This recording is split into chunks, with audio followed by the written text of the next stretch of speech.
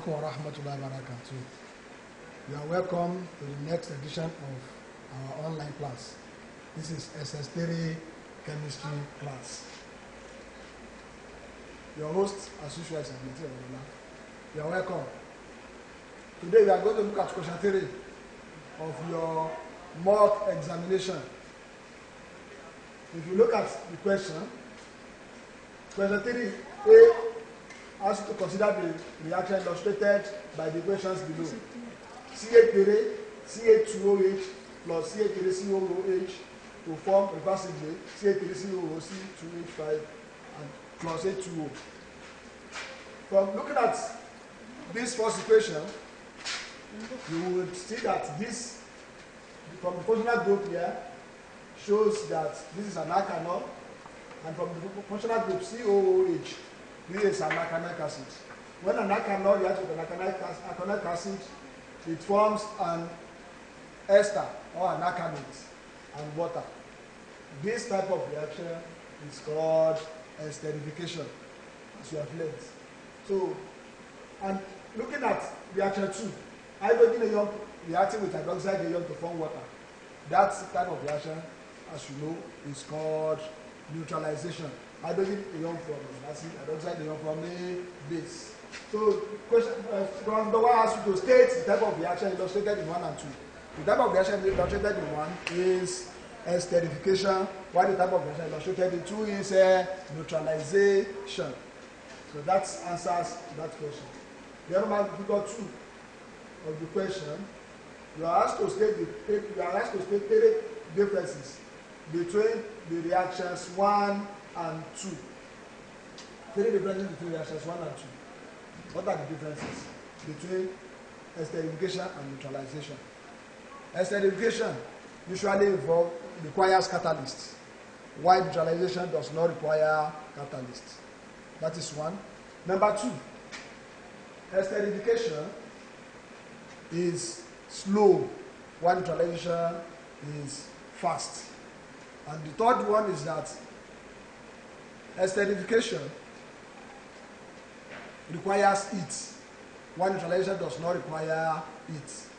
So these are 3 differences between the 2 types of reaction.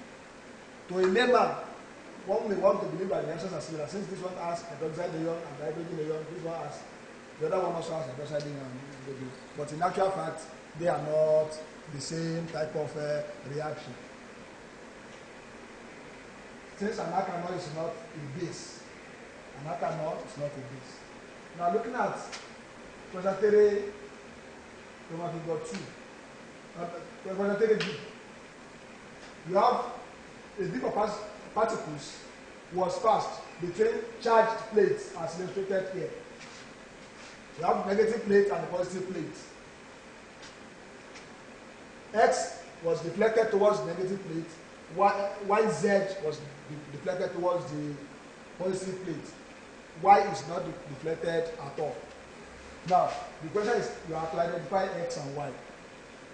We will know that the particle that is positively charged is one that will be deflected towards the negative plate. Therefore, among the particles, the one that is positively charged is alpha particle.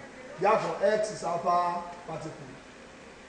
Y is not deflected at all, showing that it is an electromagnetic radiation. And that means Y is gamma particle, because that's the electromagnetic radiation.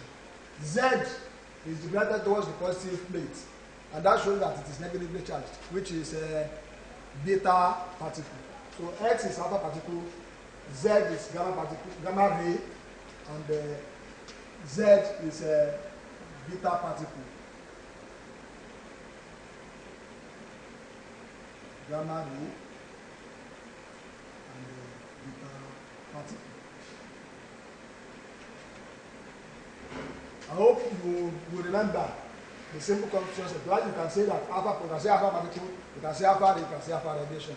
You can say beta particle, beta ray, and beta radiation. But you cannot say gamma particle, because gamma is not particle but electromagnetic radiation. So take note of that. Now, state 2 properties of X-rays. You know that X-rays has many similar properties with light rays. In fact, if you can remember the properties of light ray, it is very easy. It has the speed of light. It has high penetration power. It is electromagnetic radiation, so it is not deflected it is not deflected towards the positive or negative plates. So these are some of the particles. These are some of the properties. We are asked to state only two: high penetration power, speed of light. It is not deflected in a magnetic or electric field.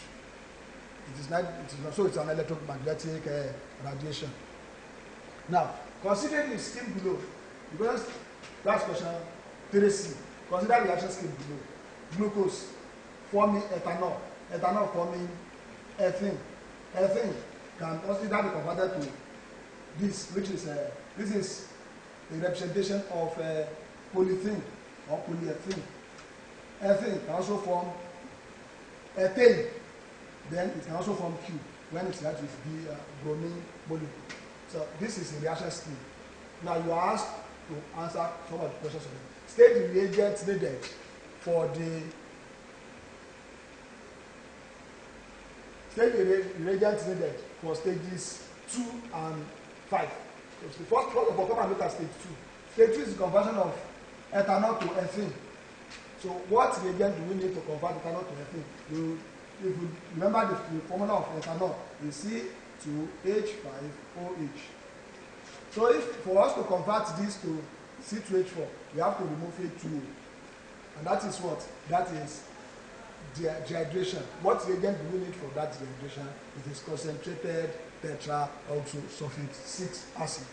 That should be an answer. So concentrated tetraoxosulfate 6 acid is the answer to that question. That is. Now for stage 5. Stage 5 is the conversion of ethene to ethane. Ethene to ethane. So you can, if you look at it, this is C2H4, this is C2H6. What do we need to add to C2H4 to get C2H6? H2. So you just need hydrogen gas.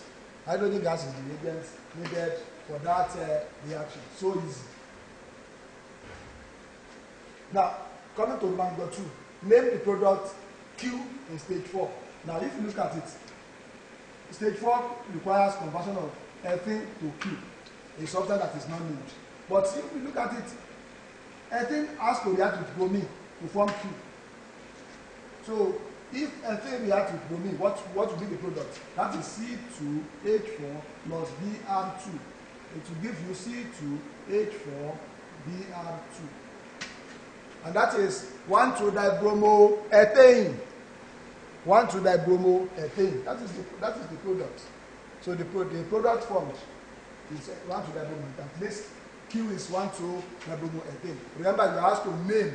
So you write the name 1,2-dibromo, 1,2-dibromoethane. That should be the way you write it. So that is that question. Number 3 of question 3C. State the condition required for stage 3.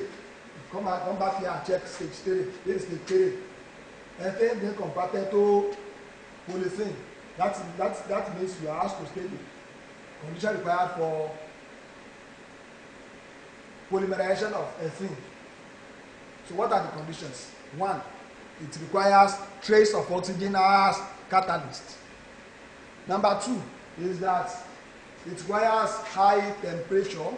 And number 3, it takes place at high pressure. So the examiner is going to mention any two of those, and you get your full mark. Trace of oxygen must be present, high temperature and high pressure. The next question: give the names of the processes in stages 1, 2, 3, and 5. Let's start with stage 1. Stage 1, you have glucose converted to ethanol. What is that process? Conversion of glucose to ethanol is called fermentation. Fermentation. That's what the name of the process in stage 1 is fermentation. Stage 2, conversion of ethanol to ethene. We have mentioned it before. That is dehydration. Dehydration because you have to remove water from ethanol to get elements of water from the compound to get ethene. Stage 3, that's the conversion of ethene to polythene. That is polymerization. So the name of stage 3 is polymerization. Then stage 5, that is conversion of ethene to ethane. So the name of that process is called hydrogenation. The name of that process is hydrogenation. That is that we have answered all the questions involved there. Now, coming to the next question. Question D1. Name 4 products of destructive distillation of coal. 4 products of destructive distillation of coal. We have coal gas. We have ammoniacal liquor. We have coal tar. Then we have coke. Mentioning them in that order shows the decreasing order of volatility. The decreasing order of volatility. That is the one that is most volatile is coal gas, followed by ammoniacal liquor, then coal tar, then coke.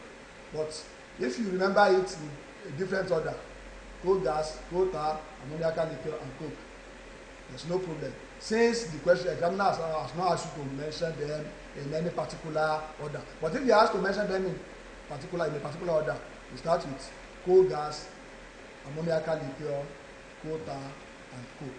That is decreasing order of volatility. Now, the next question. Name 1 triazocarbonate phosphate that can be used to soften hard water. The triazocarbonate. The problem that with many of you here is that many of you, instead of mentioning the names, you mention the formula. And I have told you, once the examiner says name, you are expected to mention the name. So the triazocarbonate for that first salt that is used in softening hard water is sodium trioxocarbonate 4. So there's no crime if you put Na2CO3 in brackets. But you have to mention the name to score the mark. Many of you mentioned only the formula and missed it. Now, to manufacture cement, many of you also got the formula right, but you are marked wrong because the examiner wants you to name. That is calcium trioxocarbonate 4. It is used, and that is CaCO3 in brackets. But the name is what scores. Then you have to name the triazocarbonate phosphate that is used in manufacturing ceramics. This is nickel triazocarbonate 4. Nickel triazocarbonate 4. That is NiCO3. So this takes us to the end of question 3. And inshallah, check your portal for your assignment. We are going to meet again next class. Assalamu alaikum wa rahmatullahi wa barakatuh.